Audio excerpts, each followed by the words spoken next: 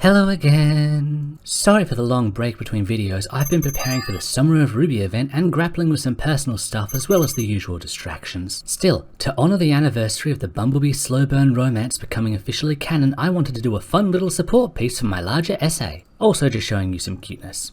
But first, a thank you to my wonderful patrons for making these episodes possible. Links below. The first indicator or signal woven into the series regarding what a good pair Blake and Yang will make is their complementary combat choreography or CCC.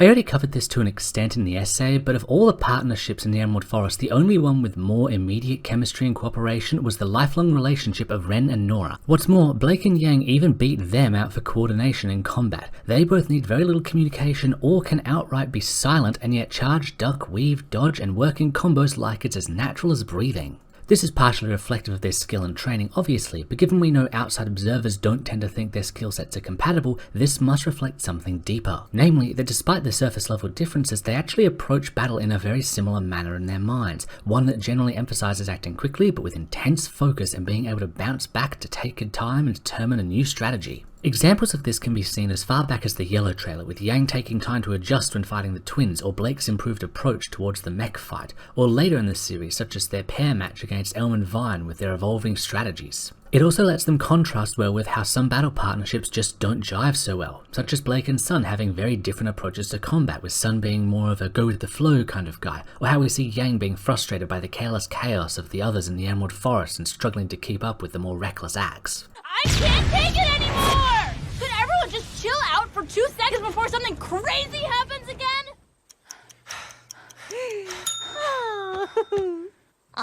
Yang? Their near-perfect CCC always makes their fights a delight to watch. It doesn't wane because of time apart, because it runs deeper than mere familiarity, and the synergy has only improved since they kissed. The secondary signals of romantic synergy. Namely, all those gay little background touches and glances. This is the stuff that certain strains of, finger quotes, fandom have always dismissed as us just reading too much into things. I.e., a wink is only flirty when a guy does it, but not when a girl does it. Ugh, the double standards sicken me.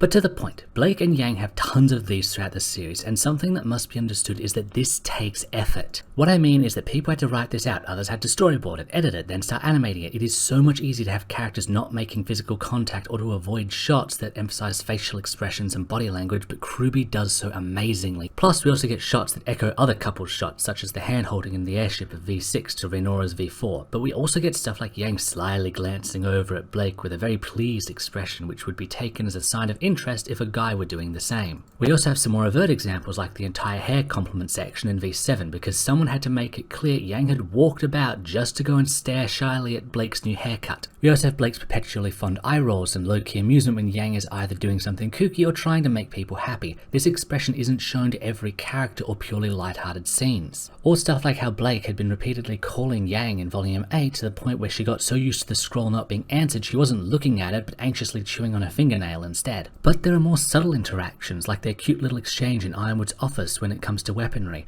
or the ones that are easily lost in drama, like Blake gently grasping Yang's prosthetic hand while Yang cradles her face. And don't even get me started on the hand scene in Volume 9. You all saw it!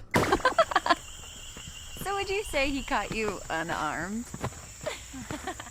How disarming. Again, these things take a lot of time and effort and money, and RWBY spent a good deal of time on body language, and these are not actions cast members take with one another outside of romantic coding. Finally, we have joy. Raw, unfiltered joy. Now, it'd be a lie to say that Team RWBY as a whole didn't bring joy into each other's lives, or that their extended friend circle didn't as well. Yet still, it must be said that one thing Blake emphasizes about Yang is how much she appreciates her paramour's efforts to keep others' spirits up. This is not a new thing either. I was not joking about Blake coming off as fondly indulgent of Yang not long after their official meeting in the forest. Nor let us forget them quickly falling into cocky and amused banter about their obvious skill as they passed the first stage of the test. Because as said before, they are very much on the same wavelength, despite having surface level differences in terms of tone and manner. This trend continues in V2, with Yang pointedly trying to get Blake's mind off what's bothering her in the opening. It can also be seen in how Blake attended the dance in Volume 2 and even reserved her first dance for Yang. Or in Volume 3, with her specifically being the one to give Yang a standing ovation rather than anyone else, or it being something done collectively. Again, little details like this are actually important because all of them have to have been thought of when they were put into the story. Then there's later volume stuff such as their battle banter in volume 6 or joking around about Team Funky in volume 7, let alone their goofy little dances. This dynamic can even be seen in the movies. I forget sometimes. I guess that's why we fight. It's not just because of how we grew up. It's so no one else has to grow up like us. And sometimes it's just nice to kick ass. As well as in the frankly underrated comics and mangas.